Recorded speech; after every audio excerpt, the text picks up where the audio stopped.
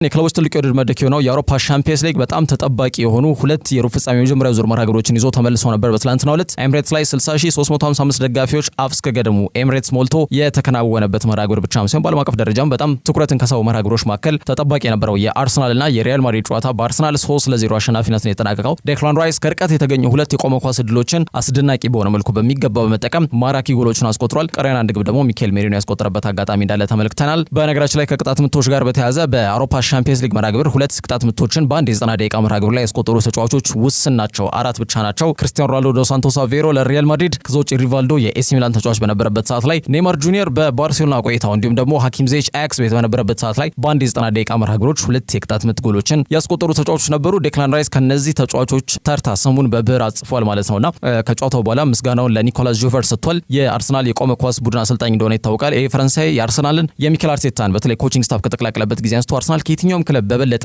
ከቆመ ኳስ ጎሎቹን ያስቆጠረበት አጋጣሚ እንዳለ ይታወቃልና ለየት የሚያደርገው ትላንትና ዳይሬክት ፍሪ ኪኮች ናቸው።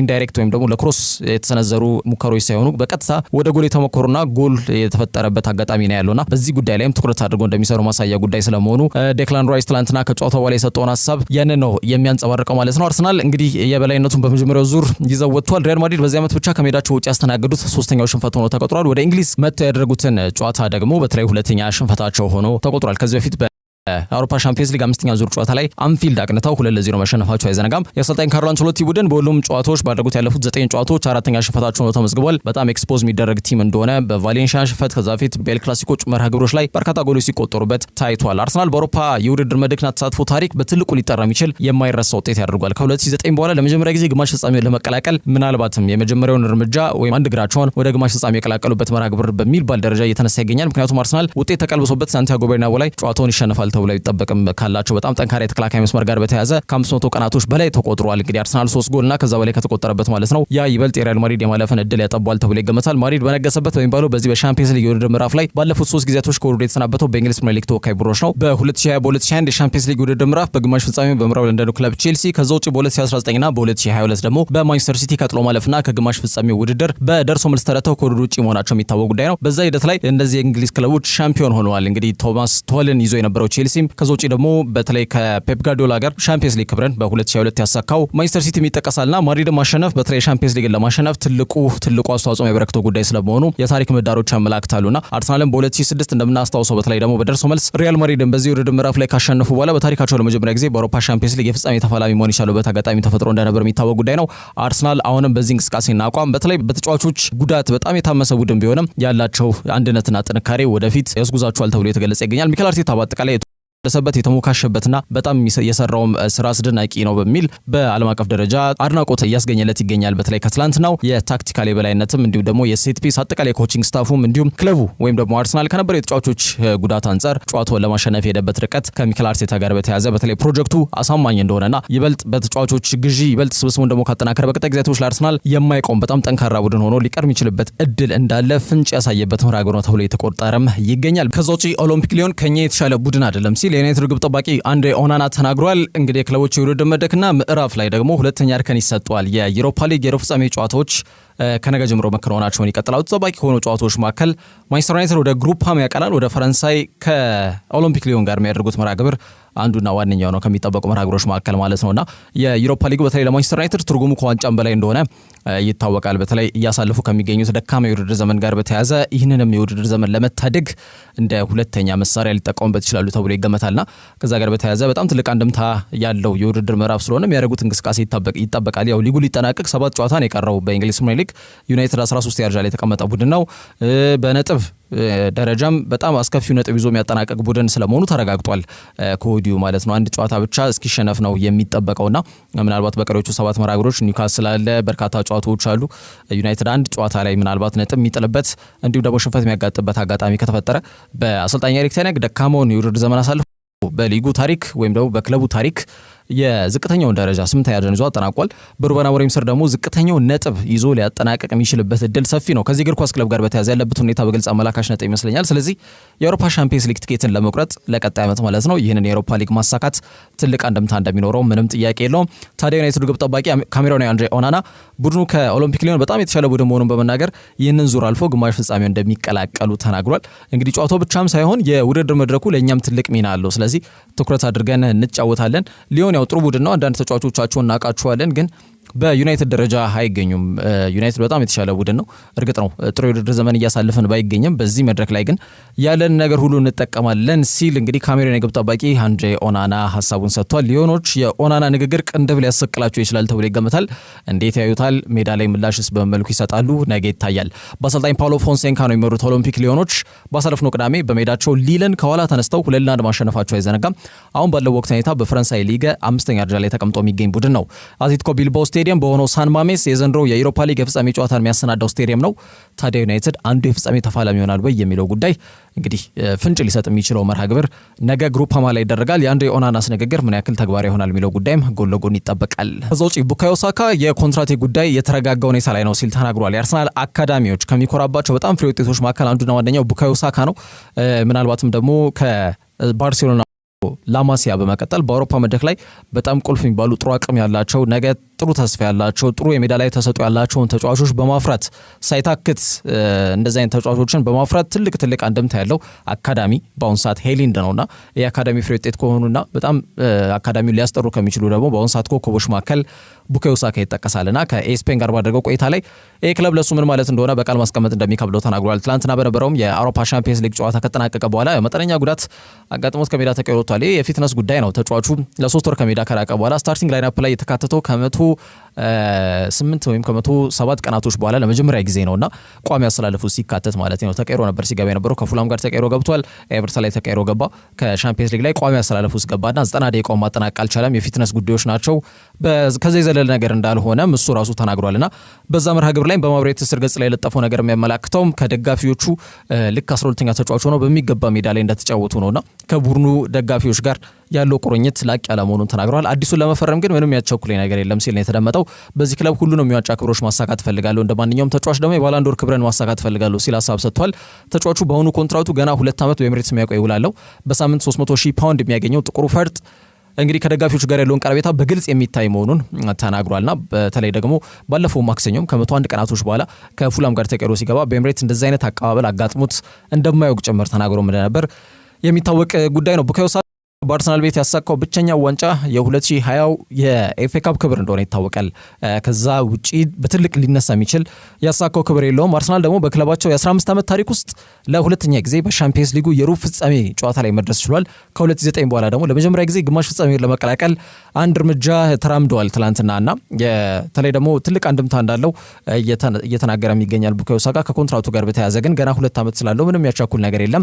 ሁላችንም ግን በደስተኛ ነኝ ክለቡን በእኔም ደስተኛ እንደሆነ ነው ማቆ ሲል ሀሳቡን ሰጥቷል። ከዛ ውጪ ማንቸስተር ዩናይትድ ለጄሬድ ብሬትዋይት 50 ሚሊዮን ፓውንድ ወጪ እንደሚያደርጉና ይፋዊ ጥያቄ እንደሚያቀርቡ ኮት ኦፍ ሳይድ አረጋግጫለሁ ሲል ይዞት የወጣው መረጃ ያመላክታል። በሜርሳይዱ ክለብ ኤቨርተን ቤት በጣም አስደናቂ እንቅስቃሴን እያደረጉ ከሚገኙ ተጫዋቾች መካከል ይህ እንግሊዛዊ ተከላካይ መስመር ተጫዋች ይጠቀሳል። ስሙ በበርካታ ክለቦችን ትኩረት የሳብ አይነት እንቅስቃሴ ሜዳ ላይ እያሳየ ስለሚገኝ ማለት ነውና ብሬትዋይት በ2020 ጥር ወር ላይ ነበር እንግዲህ ካርልስ ዩናይትድ በመለቃቅ ኤቨርተን የተቀላቀለው። በፒኤስቪ በጣም አመርቂ የሚባል የውሰት ጊዜን አሳልፈው እንግዲህ ካቻምናም እንደምናስታውሰው ኤቨርተን ከወራጅ ቀጠና ጫና ሆኖ በሊጉ እንዲቆይ የራሱን ትልቅ ሚና የተወጣ ተጫዋች ነው። አምናም ዘንድሮም ደግሞ ወጥነት ባለው መልኩ ይህ ተጫዋች በጣም ጥሩ ግልጋሎትን ከመስጠትም ባለፈ የግል አቅም፣ የግል ክህሎት፣ የግል ተሰጥኦ ወጥነት ባለው መልኩ የበርካታ ክለቦችን ትኩረት እንዲስብ ያስገደደ እንግዲህ ጉዳዮችን እየተመለከትን የምንገኘው ከጄሬድ ብሬትዋይት ጋር በተያያዘና ይሄ ወጣት እንግሊዛዊ በአመት ውስጥ በሊጉ እጅግ አስደናቂ አቋምን እያሳዩ ከሚገኙ ተጫዋቾች መካከል ስሙ በዋናነት ይነሳል።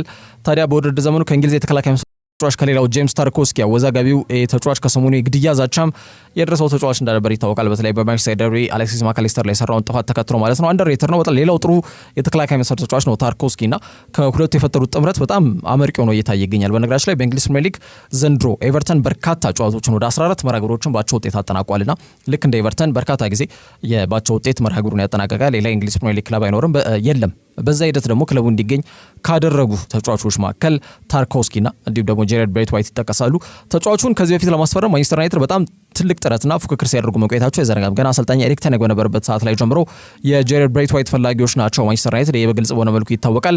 ቀዳሚ ኢላማቸው አድርገው ተጫዋቹን ለማስፈረም ቢንቀሳቀሱም ድርድሮችን ማፋጠንና ተጫዋቹን በቶሎ ማሳመን ባለመቻላቸው ምክንያት ዝውውሩ ማጠናቀቅ ሳይችሉ መቅረታቸው የሚታወቅ ጉዳይ ነው። ያን ተከትሎ ነው ሌኒ ዮሮን ይህንን ተስፈኛን ወጣት ከሊል ያስፈረሙት ማለት ነው። ገና ልጅ ነው፣ ያው ጊዜ ሊፈልግ ይችላል። የዛሬ 1 ዓመት 2 3 4 ዓመታት ጥሩ ተስፋ ያለው ጥሩ እንቅስቃሴ ማድረግ የሚችል አይነት ተጫዋች ስለመሆኑ ግን ማንሳት ይችላል። ፍላጎታቸው ግን ጄሬድ ብሬት ዋይት ነው። ምክንያቱም በተለይ ገና በ22 ዓመቱ ሊጉ ላይ እያሳየ የሚገኘው እንቅስቃሴ አመርቂ ከመሆኑ ጋር በተያያዘ ማለት ነውና አሁንም ይህንን ተጫዋች ለማስፈረም ዩናይትዶች አልቦዘኑም። ለኤቨርተኖች ምናልባት እምቢ ሊሉ የማይችሉትን ፕሮፖዛል እያዘጋጁ ይገኛሉ። እዛ ፕሮፖዛል ላይ ደግሞ 50 ሚሊዮን ፓውንድ ተለጥፎበታልና ያን ገንዘብ በቀጥታ ለማቅረብ መስማማታቸውን ከአውት ኦፍ ሳይድ ይዞት የወጣው መረጃ ያመለክታል። ተጫዋቹ አሁንም ከ60 እስከ 70 ሚሊዮን ፓውንድ ድረስ ነው በክለቡ ኤቨርተን የሚገመተው። ይህን ተጫዋች ለማስፈረም ክለቡን ቢያሳምኑ እንኳን በተጫዋቹ በኩል ፐርሰናል ተርምና ተያያዥ ጉዳዮች ጋር በተያያዘ መጠነኛ እንቅፋት ሊያጋጥማቸው እንደሚችል ዩናይትዶችን የሚያሰጋቸው ጉዳይም ነው ተብሎ የተገለጸ ይገኛል። ዋናው ጉዳይ አውሮፓ ሻምፒየንስ ሊግ ተሳትፎ ነው። አንዳንድ ተጫዋቾች ያልተሳተፉበት መድረክ ላይ ለመሳተፍ ጥያቄ ያቀርባሉ።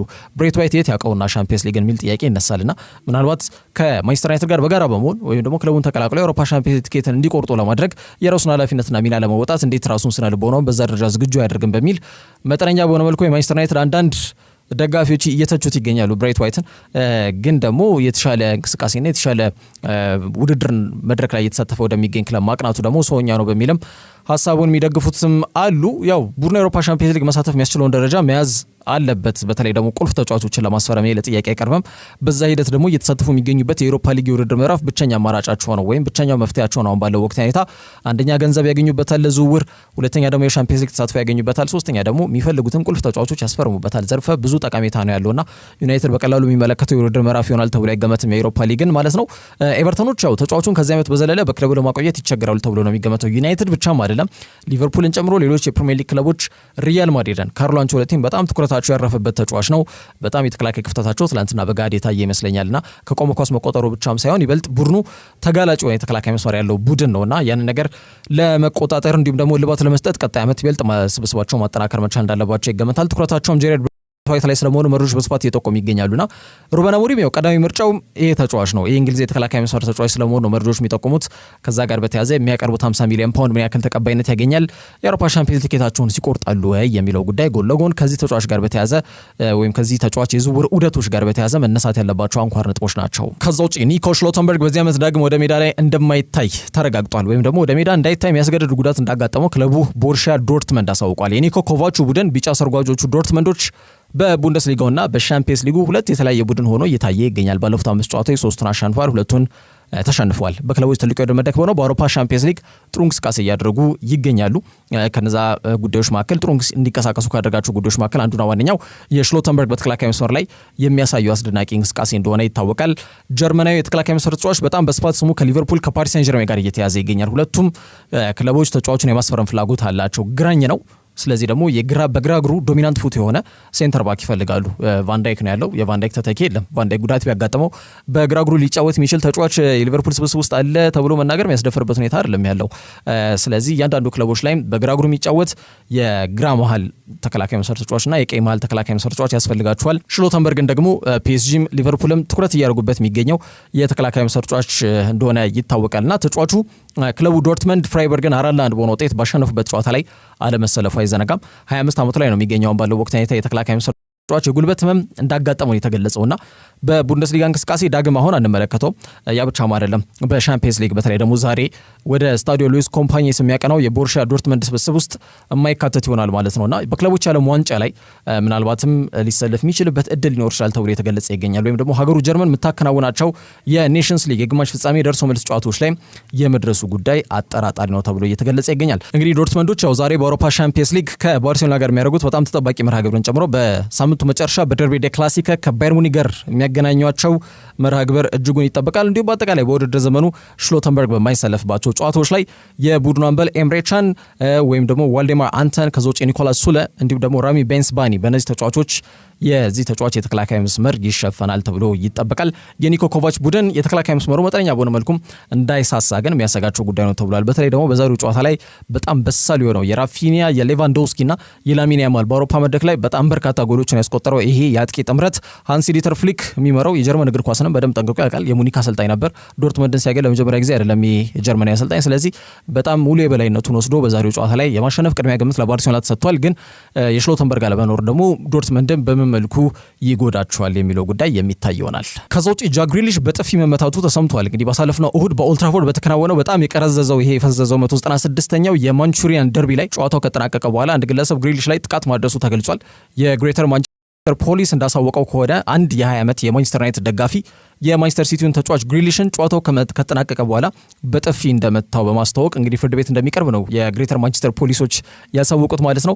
ግሪሊሽ ያው ጨዋታው ላይ ተቀይሮ ነበር ወደ ሜዳ የገባው። ጨዋታው ከተጠናቀቀ በኋላ ወደ ተነል ወይም ደግሞ ወደ መልበሻ ክፍል እያቀና በነበረበት ሰዓት ላይ ነው እንግዲህ አንድ የዩናይትድ ደጋፊ ግሪሊሽን በጥፊ ያጮሎ ሲል ዴይሊ ሜል ዘግቧል። የማንቸስተር ኢቭኒንግ ኒውስ ግሪሊሽ ላይ ጥቃት ያደረሰው ግለሰብ ማጂስትራቴስ ፍርድ ቤት ላይ የፊታችን ሐምሌ 14 ሲል በማጂስትራቴስ ፍርድ ቤት እንደሚገተር ለማወቅ ተችሏል። እንግዲህ ግሪሊሽ ከደጋፊዎች ጋር ሰጣ ገባ ውስጥ ሲገባ ለመጀመሪያ ጊዜ አይደለም። ብዙ ጊዜ በሚሄድባቸው ስቴዲየሞች ሁሉ ከማይወደዱ ተጫዋቾች መካከል ተቃውሞ ከሚደርስባቸው ተጫዋቾች መካከል አንዱ ነው። ብዙ ጊዜ ጥፋት ስለሚሰራበት በቀላሉ የሚወድቅ ተጫዋች ነው ሜዳ ላይ በሚል ነው ተቃውሞ የሚያስተላልፉበት እንጂ ብዙም ከሌላ ተያያዥ ጉዳዮች የሉበትም። ተጫዋቹ እንደ ማንኛውም እግር ኳስ ተጫዋች ነው። የተለየ ከደጋፊ ጋር ሰጣ ገባ ውስጥ እንዲገባ የሚያስገድደው ነገር የለውም። ግን ብዙ ጊዜ ጥፋት ተሰራብኝ ለማለት በጣም ቅርብ የሆነ ተጫዋች ከመሆኑ ጋር በተያያዘ በርካታ ደጋፊዎችን እግር ኳስ ቶሎ እንዲቆራረጥ ያደርጋል በሚል ተቃውሞ የሚገጥመው ተጫዋች እንደሆነ ይታወቃል በሚሄድበት ስቴዲየም እና ከዚህ በፊት በ2019 በሴንት አንድሪውስ ስቴዲየም በበርሚንጋም ደርቢ እንግዲህ እንግሊዝ ውስጥ ካሉ በጣም ትልቅ ሽኩቻ ከማይጠፋባቸው ደርቢዎች መካከል አንዱ ነው። አስቶን ቪላ ከበርሚንጋም ጋር ባደረጉት በጣም በዚህ ተጠባቂ ደርቢ ጨዋታ ላይ ፖል ሚችል የተባለ ግለሰብ ወይም ደግሞ የእግር ኳስ ደጋፊ የጠበቃ ኃይሎችን አልፎ ወደ ሜዳ በመግባት ግሪሊሽን ከኋላ መጥቶ እንግዲህ በሰነዘረው ቡጢ መሬት ላይ ዘሮት እንደነበር አይዘነጋም እና የደጋፊ ከየትኛውም ላይፍ ባን ነው የተደረገው። በነገራችን ላይ ከየትኛውም ስቴዲየም ቦታዎች ላይ እንዳይገኝ የህይወት ዘመን ቅጣትና እገዳ እንደተላለፈበት የሚታወቅ ጉዳይ ነው። ከዛ በኋላ እንግዲህ ተጫዋቹ በድጋሚ ከደጋፊዎች ጥቃት ሲደርስበት ጃክ ግሪሊሽ ማለት ነው ለመጀመሪያ ጊዜ አድርጓል። በዚሁ የማንቹሪያን ደርቢ ጨዋታ ላይ ፊል ፎደን እናቱን የሚተችና ክብር ሚነካ ዝማሬን የማንቸስተር ዩናይትድ ደጋፊዎች ሲዘምሩ እንደነበር አይዘነጋም። ፔፕ ጋርዲዮላ በጣም ሼምፉል ወይም ደግሞ ልታፍሩ ይገባችኋል በሚል አጣጥለውታል ይህንን ተግባር ማለት ነው። እንደሚታወቀው የፊል ፎደን ወላጆች የማንቸስተር ዩናይትድ ደጋፊዎች እንደሆኑ ይታወቃል። ከዛ ውጪ ሊቨርፑል ሞ ሳላህ ለማቆየት አዲስ ኮንትራት ሊያቀርቡ ስለመሆናቸው የተገለጸ ይገኛል። እንግዲህ እስካሁን በጣም እንቆቅልሹ ያልተፈታ ጉዳይ ነው የሞ ሳላህና የሊቨርፑል የኮንትራት እድሳት ጉዳይ።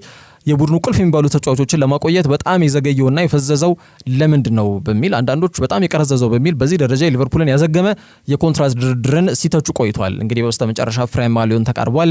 ሊቨርፑል ያው ባለፉት 10 ዓመታት የክለቡ ስኬት ዘመናት ላይ ዋና ተዋናይና ዋና አቀንቃኞች የነበሩት እነዚህን ሁለት ተጫዋቾች በተከላካይ መስመሩ ታይቶ ማይታወቅ ጥንካሬ እንዲላበስ ምክንያት የሆነው ቫን ዳይክ እንዲሁም ያጥቂ መስመራቸው ደግሞ ታይቶ ማይታወቅ አይነት ጥንካሬ እንዲላበስ ምክንያት የሆነው ግብጻዊ ኮከብ መሐመድ ሳላህ ውላቸው ሊጠናቀቅ በዛ ቢባል 2 ወር ብቻ ነው የሚያቆያቸው አሁን ባለው ወቅት ሁኔታ በመርሲሳይድ ማለት ነውና በዚህ ሂደት ውስጥ የያዝነው የ2024 የ2025 የውድድር ዘመን ባሳለፍነው ነሐሴ ወር ከመጀመሩ አንስቶ የነዚህን ተጫዋቾች ውል ለማደስ ፈራ ተባ ያለ በድርድር እንዲሁም በዝምታ የቆየው የመርሲሳይዱ ክለብ ሊቨርፑል አመራሮቹ ማለትም የክለቡ በተለይ ስራ አስኪያጅ ማይክል ኤድዋርድስ እንዲሁም ባለቤቶቹ በአጠቃላይ ኤፍኤስጂዎች ላይ ተቃውሞና ጣት መቀሰር ሁኔታዎች ነበሩ።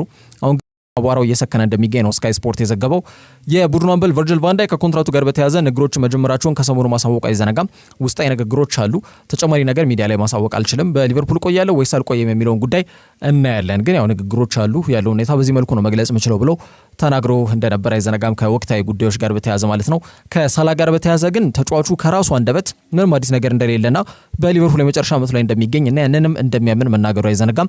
ስሙን በስፋት ከሳውዲ ክለቦች ጋር እየተያዘ ሲገኝ የቆየ ጉዳይ ነው። ታዲያ ስካይ ስፖርቱ ስዊዘርላንዳዊ ጋዜጠኛ ሳሻ ታቮሊየሪ በመጀመሪያ በተለይ የሊቨርፑል በላይ አመራሮች ግብጻዊ ኮከብ የጠየቃቸው መስፈርቶች ጋር ሊጣጣም የሚችል ነገር ማቅረብ ባለመቻላቸው ወይም ባለመፈለጋቸው ምክንያት ለሳላ ተጨማሪ ኮንትራት ላለመስጠት ወስነው ነበር።